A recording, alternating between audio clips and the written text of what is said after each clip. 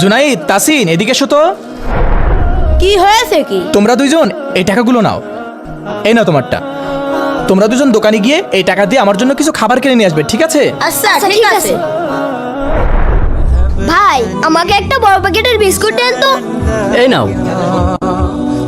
আরে ভাইয়া তো আমাকে 100 টাকা দিয়ে দিয়েছে, যাই দিয়ে আসি। ভাই আপনি ভুল করে আমাকে 100 টাকা দিয়ে দিয়েছে। আরে তাই তো, তোমার সততা দেখে আমি সত্যিই খুব খুশি হয়েছি। এই নাও 100 টাকা তুমিই রেখে দাও।